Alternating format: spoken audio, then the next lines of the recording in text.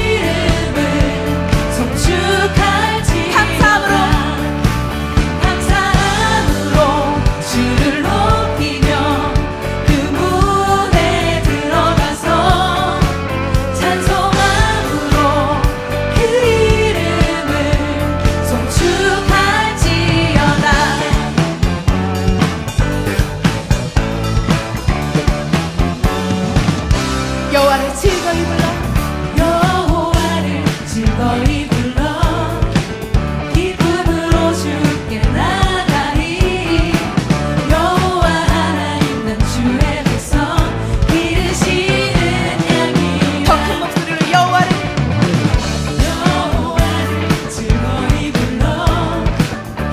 기쁨으로 주께 나가리 여호와 하나님 난 주의 백성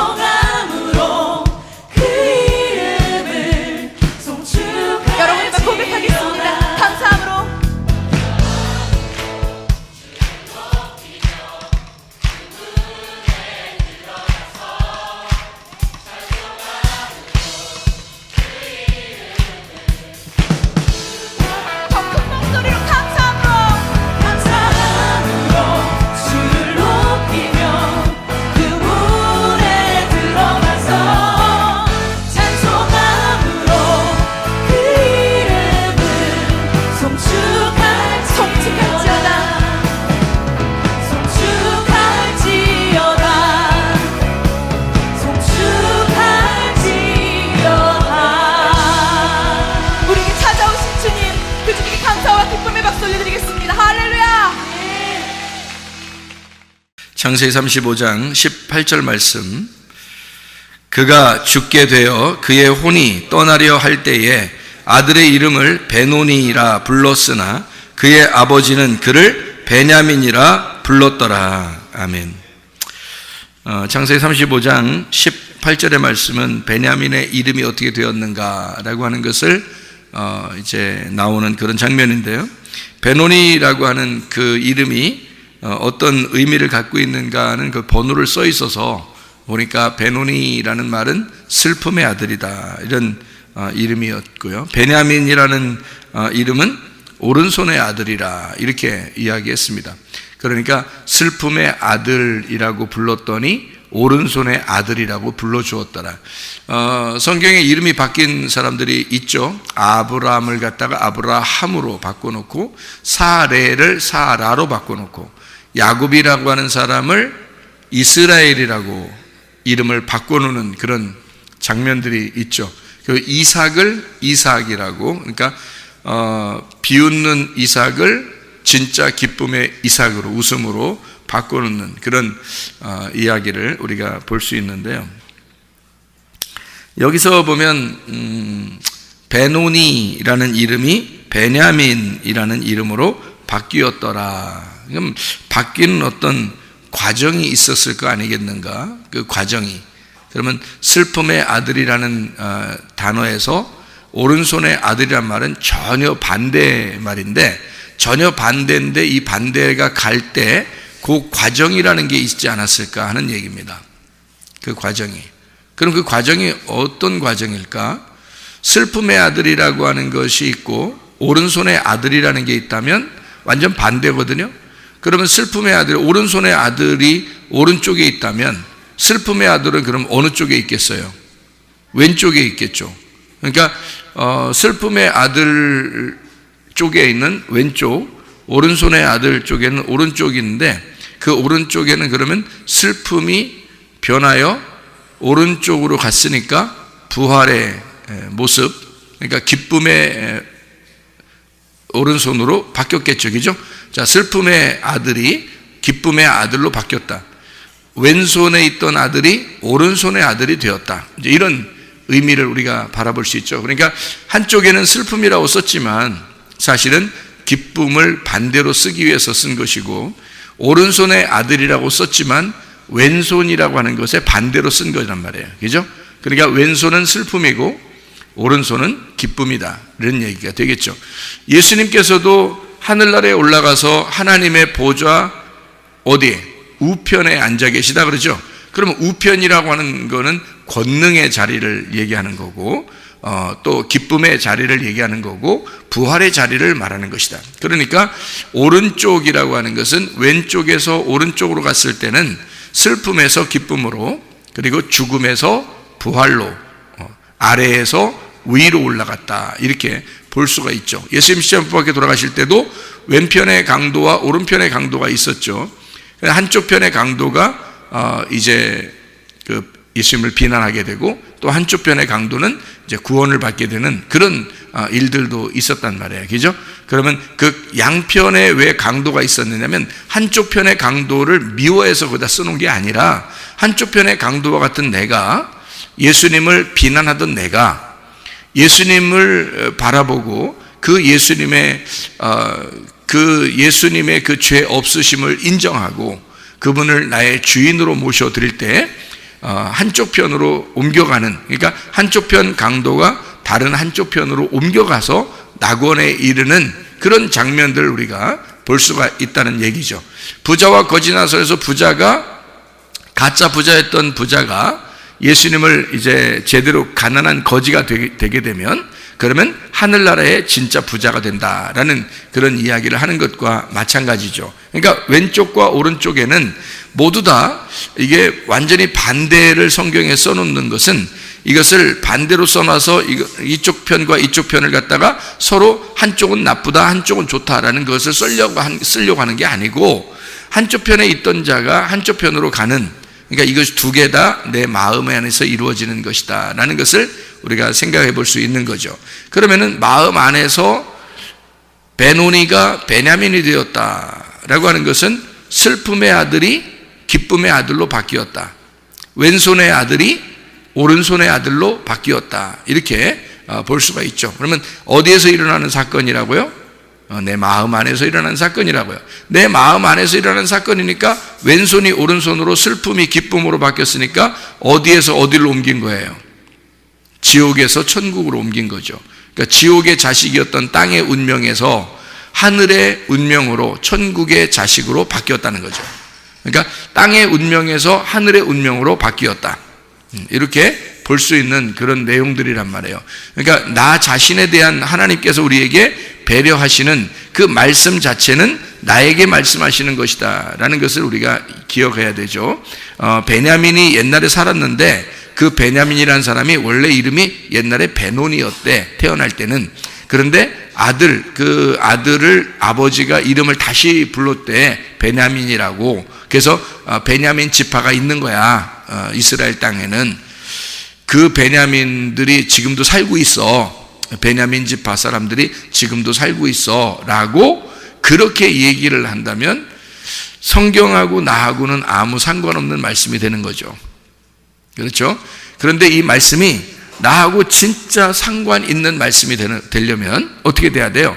베노니가 베냐민이 돼야 되는데 내 마음 안에서 이루어지는, 내 마음 안에서 베노니가 베냐민이 되고 왼손이 오른손 되고 말이에요. 땅이 하늘로 되고요, 땅의 운명에서 하늘의 운명으로 바뀌어야 되고, 지옥의 삶에서 내가 천국의 삶으로 바뀌어야 된다. 이것이 하나님이 우리에게 요구하시는, 너 왼편에 있다가 오른편으로 간다는 그런 하나님의 그 의도하심, 우리에게 인도하시는 그 하나님의 의도를 우리가 마음을 깨닫게 되는 것이 성경이다. 그것을 우리가 알게 되면 하나님은 결론적으로 우리에게 어떤 걸 주시려고 하겠단 말이에요. 결론적으로는 베노니가 아니라 베냐민이라는 것이 결론인 거죠.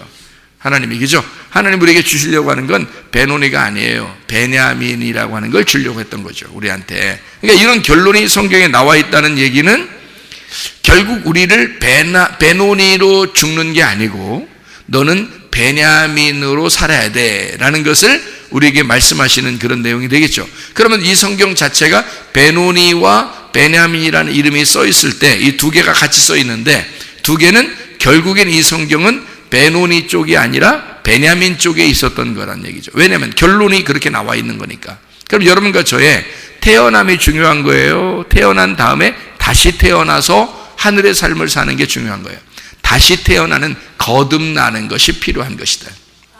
네, 거듭난. 그러니까 예수님이 이제 그 바리새인들한테도 거듭나야 된다 이렇게 얘기하는 게, 물과 성령으로 너가 다시 태어나야 된다.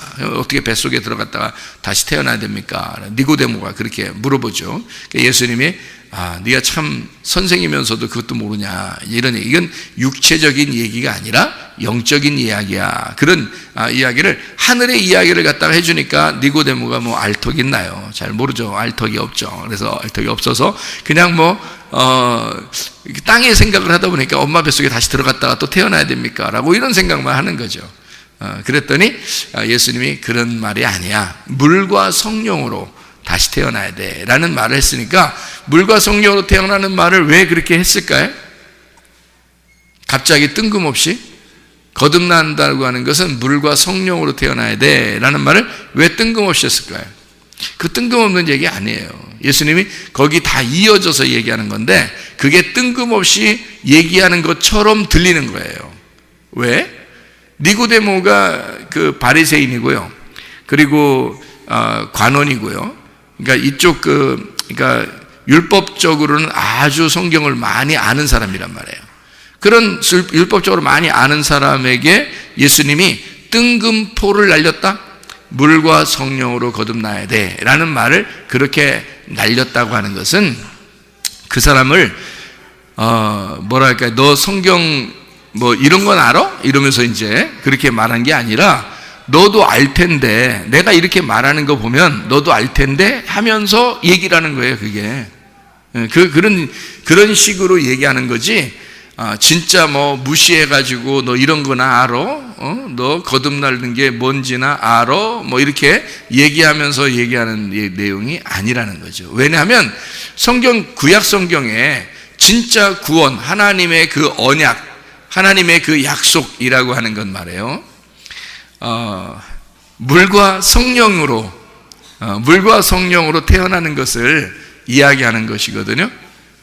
그러니까 물과 성령으로 거듭나고 태어나야 된다는 것은 그냥 신약에 와서 예수님이 갑자기 거듭나려면 물과 성령으로 태어나야 돼 라고 이야기하는 게 아니고, 구약 성경에도 물과 성령이라고 하는 것이 이미 존재하고 있었다는 얘기입니다.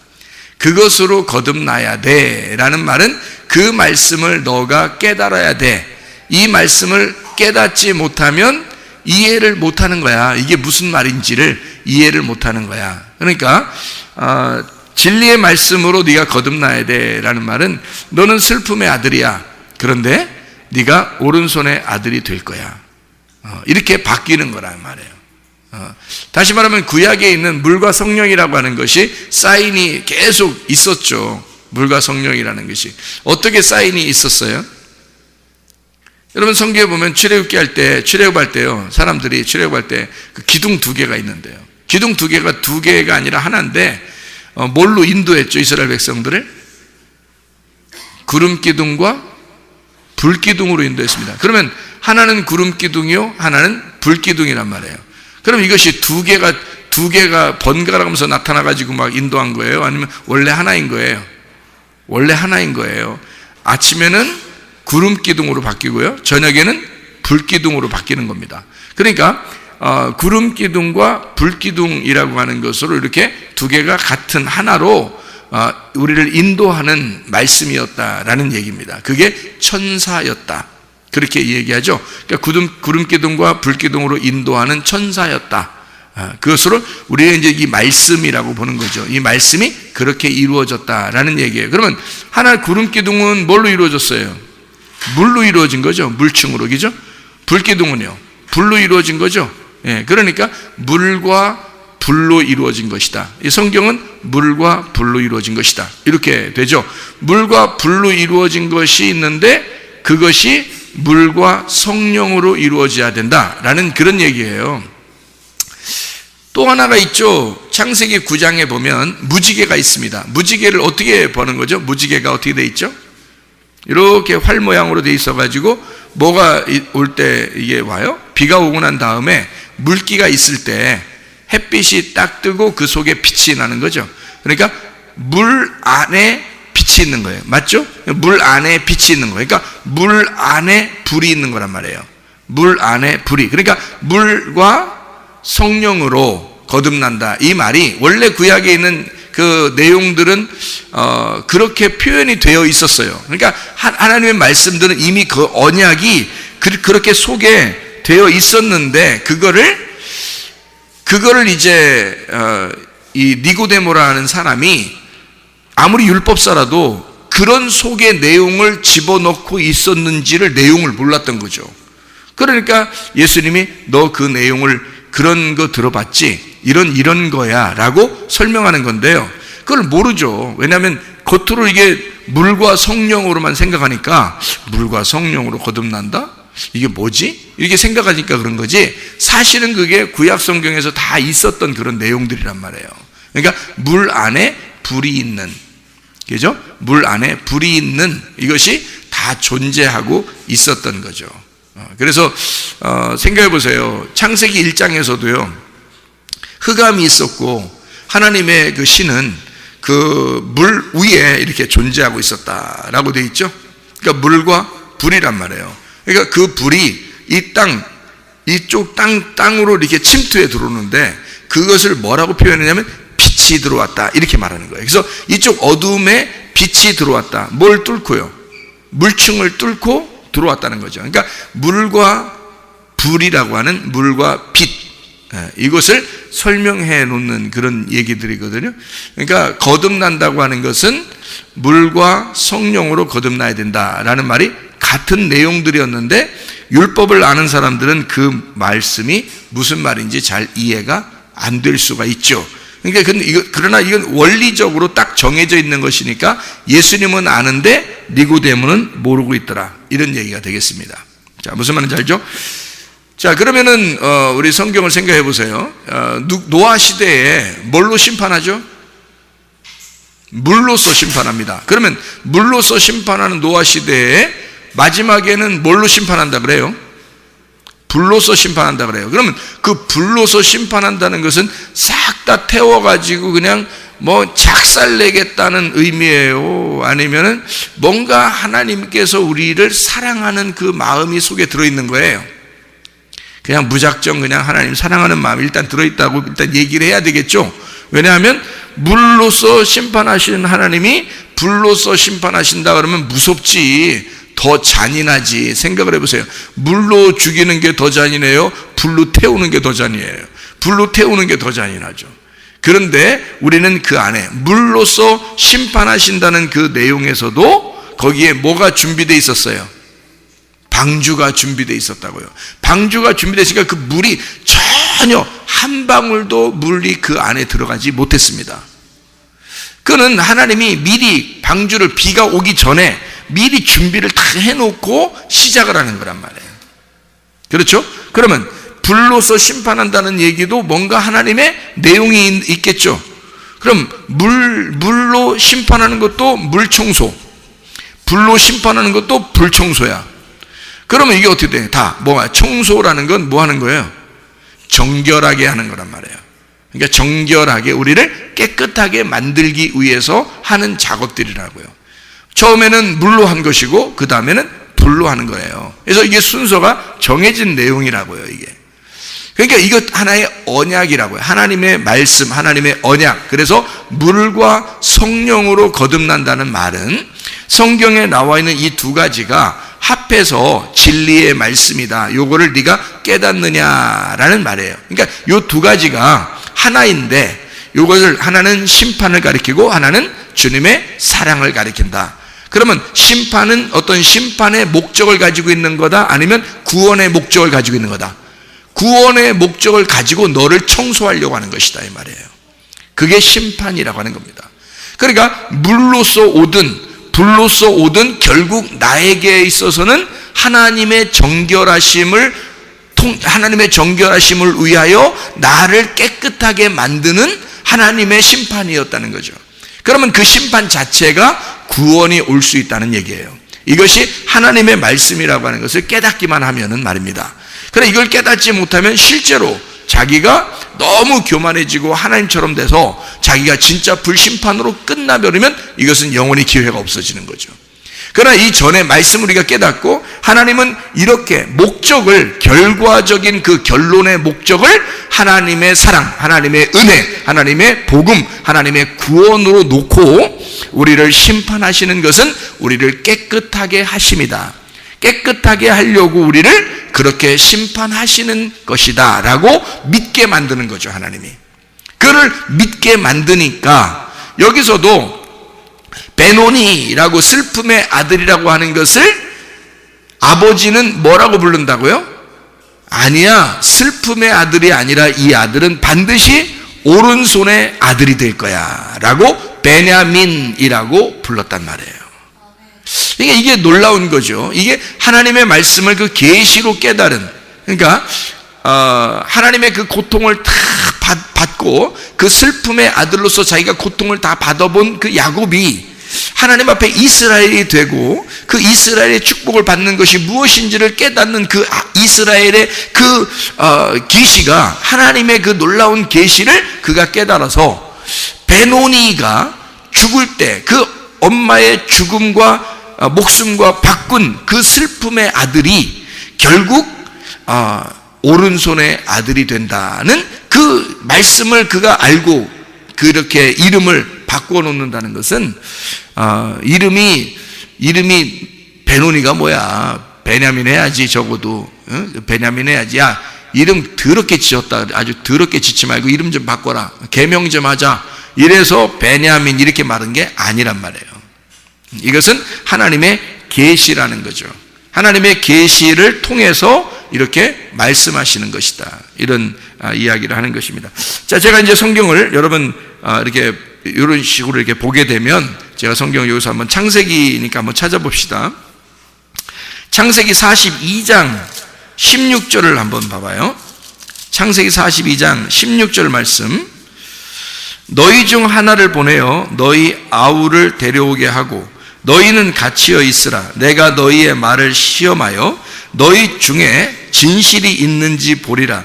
바로의 생명으로 맹세하노니 그리하지 아니하면 너희는 과연 정탐꾼이니라 하고 그들을 다 함께 3일을 가두었더라. 이렇게 되어 있습니다. 누구 안 오면 이거를 너희들 말이 다 거짓이다 되는 거예요?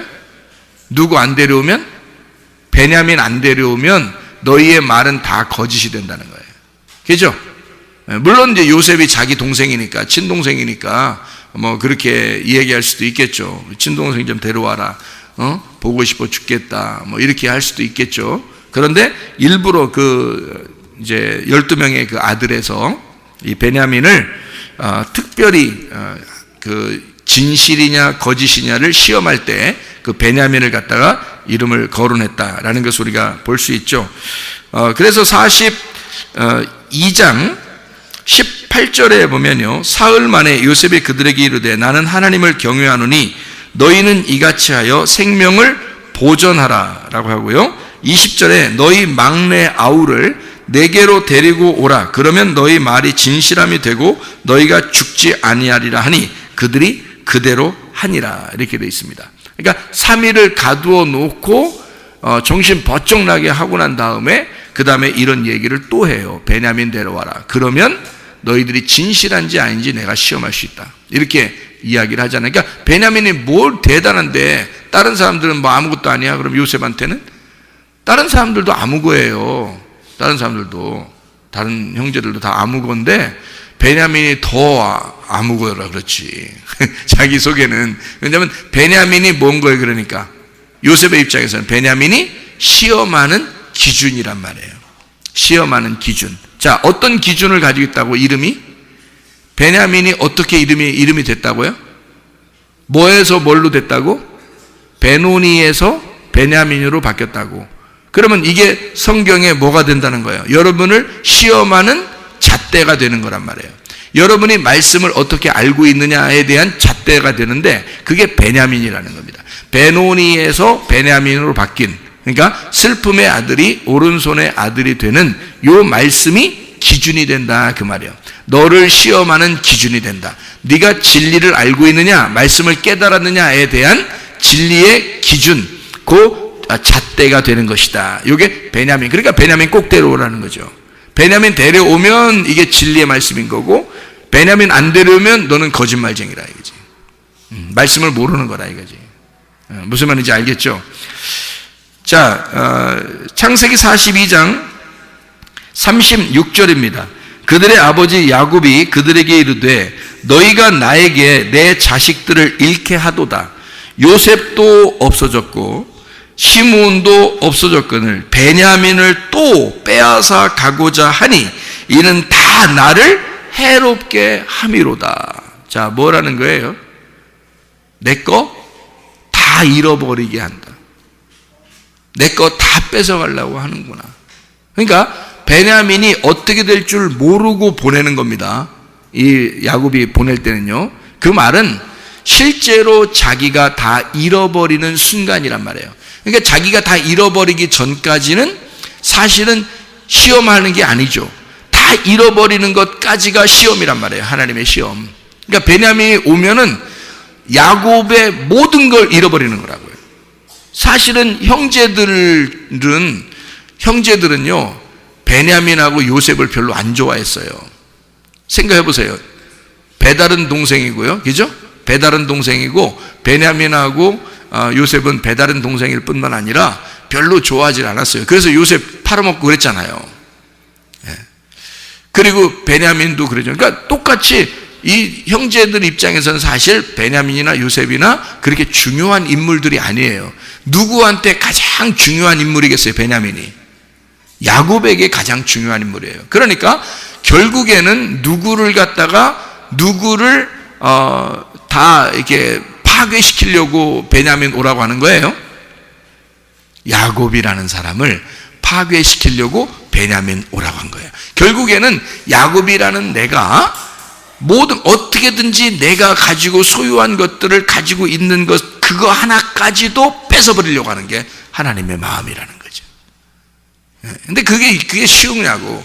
여러분 같으면 그게 쉽냐고요. 어렵죠. 자기가 남아있는 그 하나 이거 지키고 싶지 않겠어요? 요셉하고 베냐민의 두 아들이 굉장히 사랑하는 라헬을 통해서 나왔는데 자기가 처음부터 라헬 하나 부인 얻으려고 한 거잖아요. 근데 여차여차 꼬여가지고 부인이 4명씩이나 됐잖아요. 그래가지고 야곱이 그 4명이 있다고 행복하다 그런 게 아니라 4명이 있어서 더 불편하고 힘들었잖아요. 오늘 나엘 한 명만 데리고 있었으면 요셉하고 베냐민 둘만 낳고 재밌게 살았을 수도 있죠. 그죠? 자기가 원하는 결혼을 했으니까. 그런데 원하지 않게 3명의 부인을 더 얻은 거예요. 야곱이. 힘들죠. 한 명도 힘든데 4명이면 얼마나 더 힘들겠어요.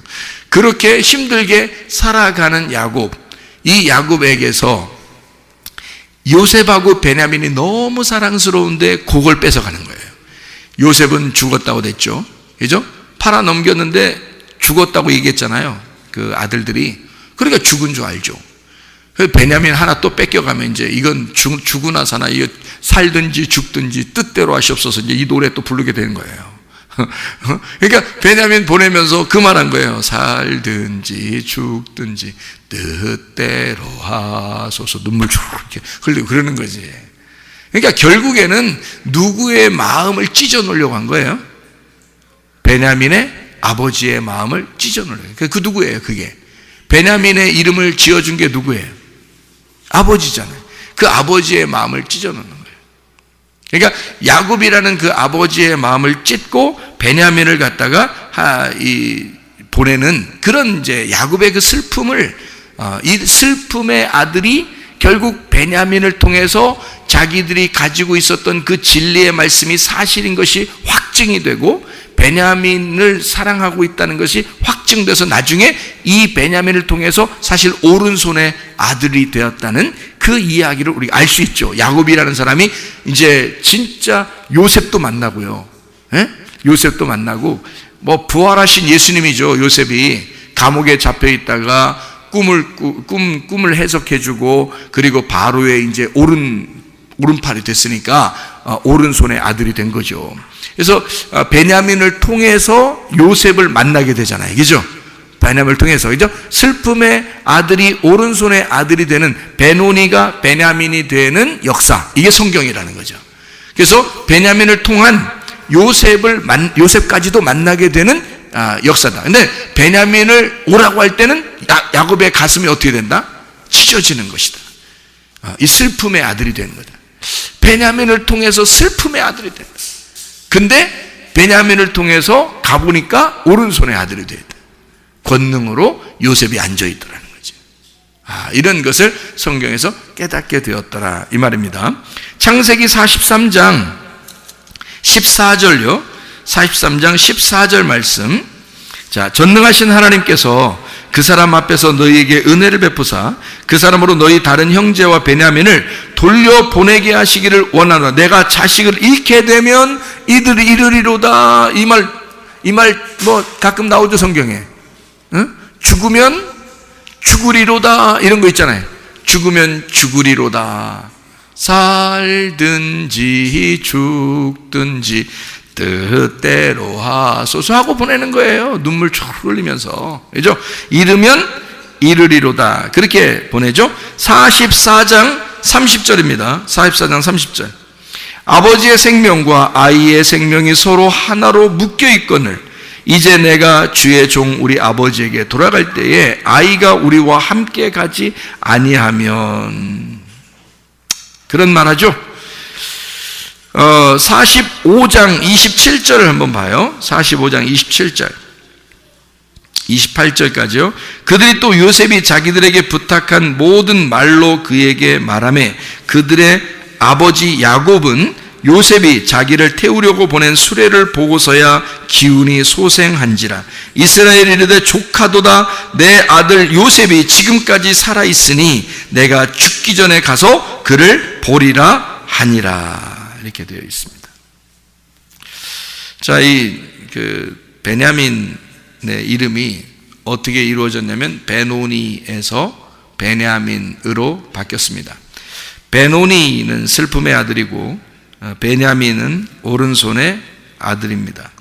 베냐민 지파에 대한 여러분이 좀 성경을 보게 되면요, 창세기 49장에 보면 이제 이스라엘이, 그러니까 야곱이라는 이스라엘이 축복하는 장면이 나와요. 창세기 49장이에요. 여러분 창세기 49장 이 창세기를 쭉 본 거니까 창세기 49장을 한번 봐봐요. 어떻게 보이나. 자, 49장 2절에 보니까 이렇게 되어 있어요. 너희는 모여 들으라. 야곱의 아들들아, 너희 아버지 이스라엘에게 들을지어다 라고 하고 축복을 시작합니다. 그죠? 그러고 난 다음에 누굴 먼저 축복해요? 3절에 누굴 먼저 축복하죠? 르우벤을 축복합니다. 르우벤아, 너는 내 장자요 내 능력이요 내 기력의 시작이라. 위풍이 월등하고 권능이 탁월하다마는, 자, 하다마는 이제 그러나 이러면 이제 뒤에 말이 좋은 말이 안 나와요. 그러면 그러나 그러면 안 좋은 말이 나오는데, 탁월하다마는 물의 끓음 같았은즉, 너는 물의 끓음 같았다는 말은 이게 나댔다 그 말이죠. 그죠? 너 좀 나댄다 이 말이에요. 자, 물의 끓음 같았은즉 너는 탁월하지 못하리니 네가 아버지의 침상에 올라 더럽혔음이로다. 그가 내 침상에 올랐어. 야, 진짜 여러분, 이거 아버지가 마지막 죽기 전에 자기 아들한테 할 말입니까? 아니, 그 전에 얘기하고 끝내야지. 뒤끝이 얼마나 심합니까 이게. 이건 지금 마지막, 지금 성경책에 쓰는 창세기를 마무리하면서 마지막으로 지금 쓰는 내용이에요. 성경을 창세기를 마무리하면서 야곱이, 그러니까 이스라엘의 조상이죠. 그러면 나중에 그 르우벤이 죽지 않는 한, 네? 그 자손들이 생길 거 아닙니까? 그죠? 자손들이 생기면 그 자손들이 나중에 이 성경책을 볼까 안 볼까? 보겠잖아요. 그러면 르우벤 자손들은 기분 더럽지 않겠습니까? 여러분이 르우벤 자손이라면 이 성경 여기 창세기 49장 내용을 보고 싶겠어요? 안 보고 싶겠어요? 여러분이 자손이라면 보고 싶겠냐고 이거를. 우리는 누구 자손이 되는 거다 그럼? 르우벤 자손이 되면 그 후손들이 이 책을 보면서는 우리 조상 르우벤은 이런 짓 했대. 이거를 쓰려고 생각이 나도 말하지 말았어야 되는 거 아니에요 이게. 그죠? 여러분 같은 말 하겠어요? 마지막 성경의 창세기를 마무리하면서 지금 쓰는 축복인데요, 그 축복을 하면서 축복은 고사하고 저주를 내린다. 이게 그러면 이상하잖아요 여러분. 이상하죠? 네? 안 이상해 하나도? 이상하죠? 이거 마지막 마무리 축복하는 장면에서 저주를 내리고, 그리고 그의 자손들이 이것을 볼 수 있도록 만들었다? 그 자손들, 아니 그 자손들 뿐만 아니라 전 세계에 흩어져 있는 하나님을 믿고 주님을 영광스럽게 나타내는 그 주님을 주인으로 모신 자들이 다 보게 되는데, 르우벤은 이런 짓 했대요 라고 써놨다. 문제가 크지 않겠습니까? 문제가 크죠 이렇게 되면. 성경은 그냥 막 쓴 거예요? 아니면 뭔가 질서 있게 쓴 거예요? 질서를 읽고 쓴 거예요. 그러니까 질서를 잡아놓고 쓰는 거예요. 성경은 이걸 정해놓고 질서를 잡아놓고 쓰는 거지 그냥 막 쓰면 안 되는 거예요. 그래서 이거는 막 얘기한 게 아니다. 그냥 입이 열렸다고 그냥 말하는 게 아니다. 이건 뭔가 계시가 있었다는 거예요. 그에게. 그래서요, 르우벤이라고 하는 이 사람이 여기서 장자인데 그가 참 탁월한 자다. 그런데 아버지의 침상을 더럽혔다. 아버지의 침상을 더럽혔다라는 말은 어떤 인간이 됐다는 얘기예요? 아버지의 침상을 더럽혔다. 어떤 인간이 됐다는 얘기예요? 인간 말종이 됐다는 얘기잖아요. 인간 말종인데 그냥 말종이에요? 상말종이에요? 응? 상말종이 된 거란 말이에요. 그러면 상말종인데 이거를 갖다가 왜 침상을 더럽혔다는 얘기를 꼭 열었을까요? 침상을 더럽혔다는 말을. 이상하죠, 그죠? 침상을 더럽혔다라는 말을 쓰는 것은요, 음란했다라는 말입니다. 음란하다, 음행하다 그 말입니다. 그러면 인류의 조상 첫 번째 아담이 어땠나요? 인류의 조상 첫 번째 아담, 하나님의 첫 번째 아들, 첫 아들 아담이 어떤 사람이 되었어요? 선악과를 먹어버렸죠. 선악과는 먹음직 보암직 탐스럽게 하는 거였는데 그것을 먹어버렸어요. 그걸 먹어버린 거를 성경은 우리에게 뭐라고 가르쳐요? 탐욕이라고 가르쳐요. 그 탐욕은 우상숭배고 그 우상숭배는 음란한 행동이다라고 가르치고 있단 말이에요. 그렇죠? 그러면 여기서 루벤을 갖다가 저주하기 위함인 거예요? 첫 아담에 대한, 첫 아들에 대한 저주를 일부러 쓰려고 한 거예요. 일부러 쓰려고 한 거란 말이에요. 자, 그러면 보세요. 루벤이라고 하는 사람이 첫 아담 그리고 선악과를 먹은 자이다 라는 것을 여기다 쓰려고 했다면 그 나머지 아들이 쭉 나오죠. 시므온, 레위, 유다, 스불론, 이사갈, 단, 갓, 아셀, 납달리, 요셉까지 쭉 나옵니다. 그리고 난 다음에 베냐민이 나오는 거예요. 베냐민은 여러분 야곱의 아들 중에서 베냐민은 첫 번째 아들이에요? 중간 아들이에요? 마지막 아들이에요? 마지막 아들이에요. 마지막 아들이라고 하는 것을 쭉 중간에 여러 아들이 쭉 있고요. 그 다음에 마지막 아들을 갖다가 써놓는 거죠. 베냐민, 마지막 아담에 대한 이야기를 쓰는 거죠. 베냐민 이름이 무슨 이름이라고요? 오른손의 아들이다. 오른손의 아들이라는 말은 뭐예요? 왼쪽에 있었다가 오른손으로 갔다는 얘기 아니에요. 그죠? 왼쪽에 있다 오른손으로 갔다는 얘기니까 왼쪽에서 오른손으로 갔다는 얘기는 죽어서 부활했다는 얘기예요. 그죠? 땅에서 하늘로 갔다는 얘기고요. 그러니까 베냐민이라고 하는 아들을 최고 마지막에 쓴 이유는 쓰면서 마지막 아담, 오른손의 아들인 생명나무. 자, 첫 번째 루벤은 어떤 아들이었다고요? 첫 아담을 그가 뭘 먹었다고요? 선악과를 먹었다. 그래서 음행하다라는 말을 쓰는 거고 베냐민이라는 이름, 그 아들의 이름은 뭐라고요? 오른손의 아들이라고요. 일부러 베냐민을 축복하는 겁니다. 마지막으로 베냐민을 축복해요. 물론 마지막 아들이니까 마지막으로 축복하는 거 당연하겠죠. 근데 베냐민을 마지막으로 놓고 축복하면서 오른손의 아들 생명나무를 먹은 자, 생명나무가 된 자를 축복하는 것이다 그 말입니다. 자, 그래서 베냐민을 통해서요, 잘 봐요. 여기에 원래 처음에는요 요셉이라는 사람이 야곱의 아들 요셉이 죽임당하려고 하다가 형들한테 죽임당하려고 하다가 요셉이 야 형들이 야 죽여서 뭐하냐 팔자. 그래서 팔아버린 거거든요. 그러니까 요셉 하나 잃어버리고 몇 명 있었어요. 거기에 형제들이 요셉 하나 잃어버렸으니까 몇 명 있었겠어요? 11가 있었단 말이에요. 그러니까 하나가 없어졌단 말이에요. 11가 모여 있었다고요? 11가 모여 있는데 11가 모여 있으면 돼요, 안 돼요? 안 돼요. 왜요?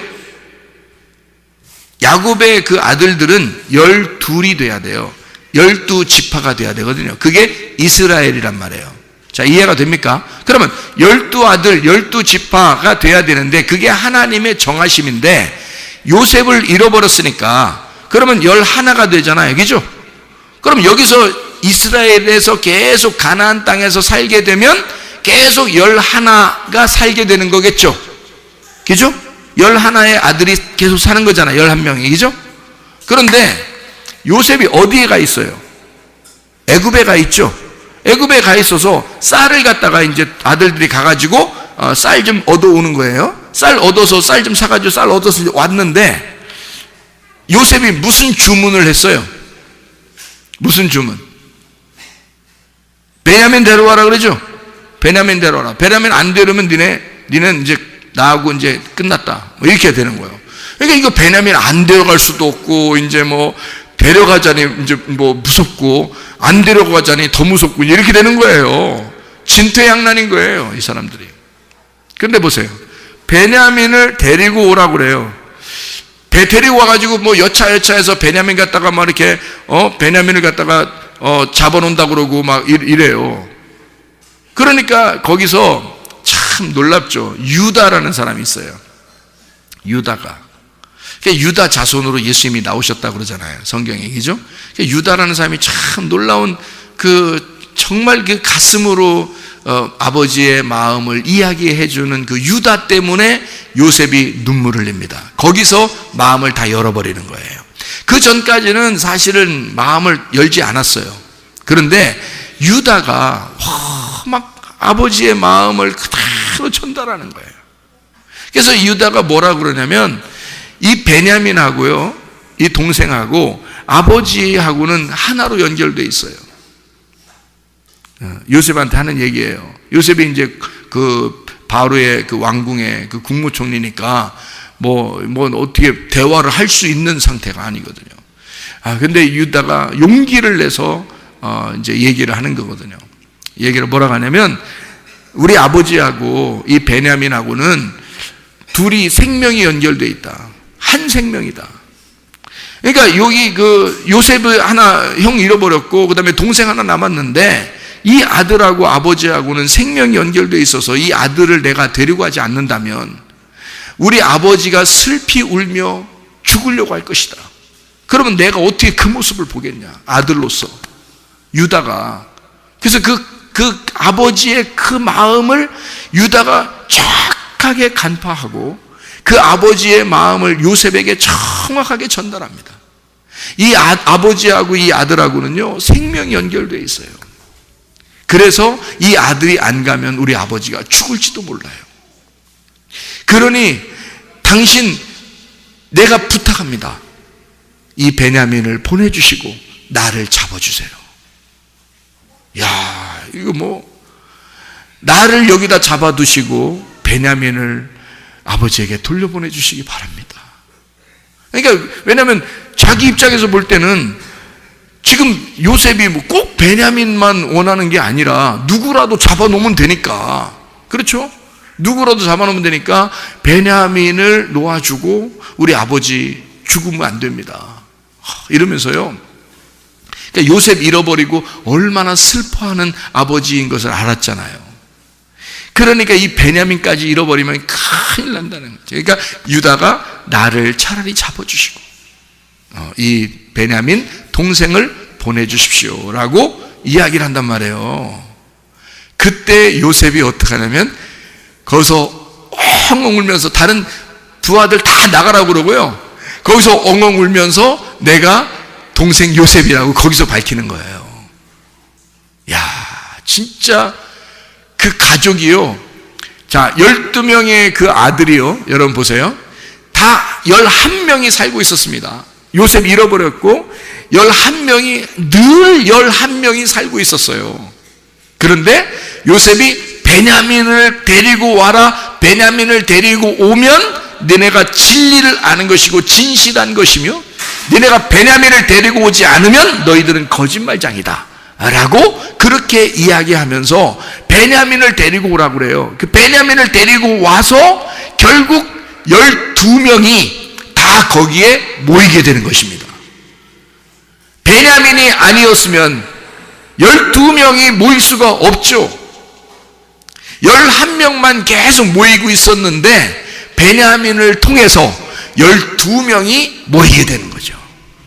야, 그런 놀라운 역사가 베냐민을 통해서 이루어졌다는 거죠. 그러니까 이 베냐민이라고 하는 사람 12지파를 완성하게 되는 베냐민이 없어서는 12지파가 완성되지 않는 거죠. 그래서 베냐민 지파 사람들이 하나님 앞에 참 귀하게 쓰임받는 사람들이 꽤나 있습니다. 어떤 사람들이 베냐민 지파인데 하나님 앞에 쓰임받냐면요, 가장 나는 작은 자입니다 라고 주장했던 사람이 있었어요. 그가 누구냐면 사울 왕이었습니다. 자기는 베냐민 지파 중에 가장 작은 자인데요 라고 할 때 하나님은 그 사람을 왕으로 세웠단 말이에요. 자기를 작은 자라고 여길 때 하나님은 왕으로 그를 세운다.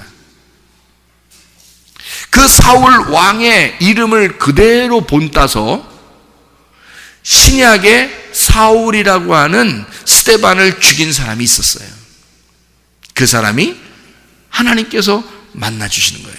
주님이 그 사울을 만나주시는 거예요. 그 사람이 베냐민 족속이에요. 바울이요.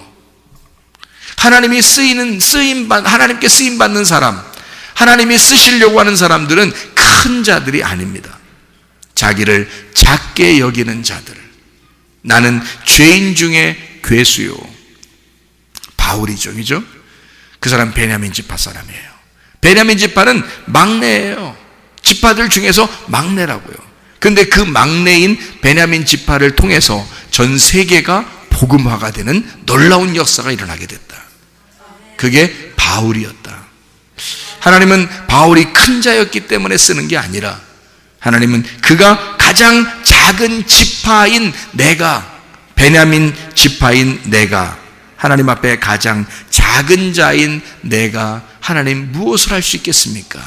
라고 주님께 고백하게 될 때 주님은 그 사람을 들어서 오른손의 아들로 만들어 주신다는 겁니다. 하나님의 그 놀라운 역사죠. 이렇게 베냐민은 막내지만 이 베냐민을 통해서 마지막 아담을 완성하고 12지파의 모든 지파를 완성하고 그리고 이 모든 오른손의 왼쪽에서 드디어 오른쪽으로 가게 되는 놀라운 역사를 이 아버지가 그가 태어날 때 대논이었어요. 분명히 슬픔이었습니다. 자기가 가장 아끼고 사랑하는 아내가 잃어버렸어요. 그 순간, 그러니까 이 아들을 얻을 때 자기의 아내가 죽은 거거든요. 그렇게 슬픔이 있는 아들, 이 아들을 아버지는 오른손의 아들이라고 그렇게 불렀단 말이에요. 너는 슬픔의 아들이 아니라 마치 이제 오른손의 아들이 될 것이다. 드디어 너는 오른손의 아들로서 너는 살게 될 것이다. 실제로 그 베냐민을 통한 그 베냐민 지파를 통해서 이스라엘의 첫 번째 왕이 나오고요. 베냐민 지파를 통해서 전 세계의 복음, 신약의 그 복음화가 열려지는 바울이 나타나게 되는 놀라운 하나님의 역사를 우리는 보게 되죠. 베냐민 지파, 이 베냐민이라는 사람을 통해서 오른손의 아들을 통해 모든 지파가 하나가 되고 서로 합력해서 선을 이루는 하나가 되는 그런 놀라운 완성을 우리는 보게 되는 것입니다. 여러분, 우리는 다 부족한 자들이에요. 우리는 특별히 이방인들이고요. 그런 12지파에도 속하지 못하는 그런 아주 연약한 자들이에요. 그러나 마태복음 25장에는 이렇게 말씀하고 있습니다. 너희가 지극히 작은 자에게 한 것이 곧 나에게 한 것이다. 이렇게 말씀하고 있습니다. 다시 말하면 여러분과 제가 작은 자라고 여길 때 주님은 나와 함께 하시고 있다는 겁니다. 내가 작은 자라고 여기는 그 사람에게 주님은 함께 하고 있다. 그래서 작은 자에게, 지극히 작은 자에게 한 것이 곧 나에게 한 것이다. 네가 그러면 지극히 작은 자가 된다면 주님은 나와 함께 할 것이다. 그러면 나와 함께 하시는 그 주님, 그 임마누엘의 그 주님은 내가 작은 자라고 고백할 때, 내가 겸손하게 주님 앞에 머리 숙이고 무릎 꿇을 때 하나님 우리와 함께 하신다. 주님은 여러분과 함께 하시기를 원하십니다. 여러분 지금 슬픔의 아들인지 모르죠. 그러나 하나님 반드시 여러분을 오른손의 아들로 삼아주실 것입니다. 슬픔의 아들이 결론이 아니고요, 오른손의 아들이 결론이에요. 그래서 완성이 되는 것입니다. 하나님의 그 권능, 그 부활의 그 권능 안에 하나님은 우리에게 결론을 정해놓고 우리를 갖다가 슬픔의 아들이 어떻게 하면 오른손의 아들이 되는가를 우리에게 알려주시는 것이 이 성경책이라는 거죠.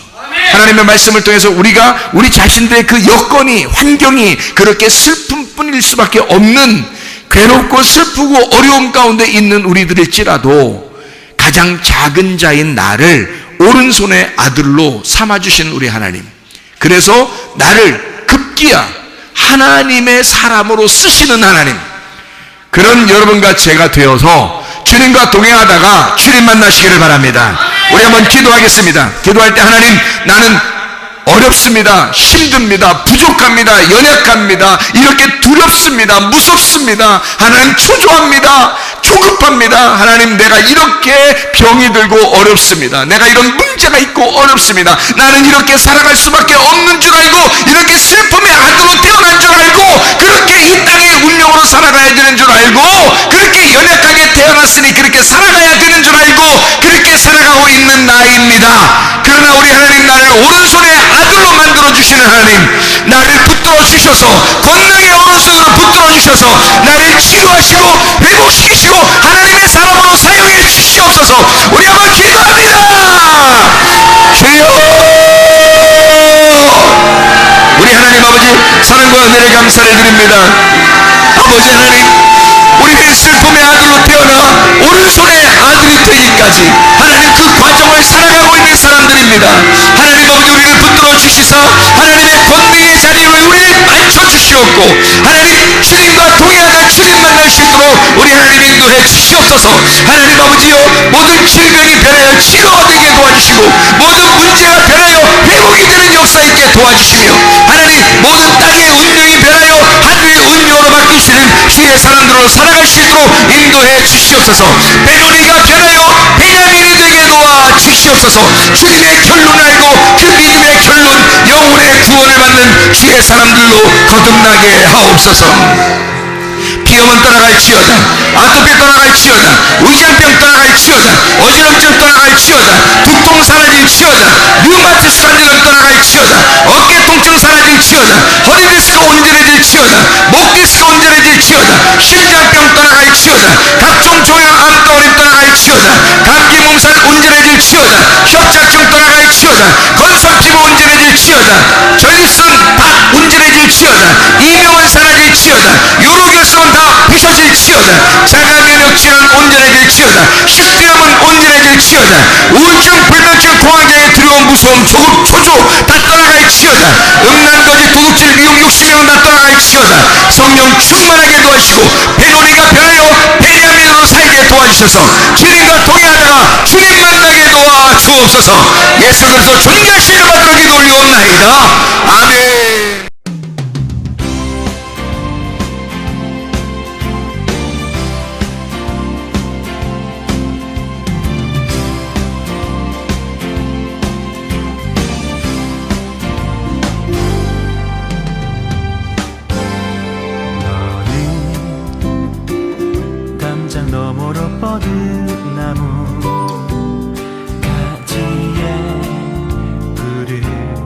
열매처럼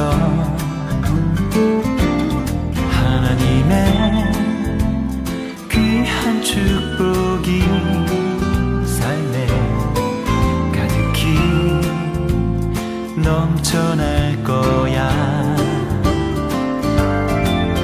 너는 어떤 시련이 와도 능히 이겨내 발이 있어. 전능하신 하나님께서 너와 언제나 함께 하시니 너는 하나님의 사랑, 아름다운 하나님의 사랑. 나는 널 위해 내 길을 축복할 거야. 너는 하나님의 선물, 사랑스러운 하나님의 열매, 주의 품에 꽃 피운 나무가 되어줘.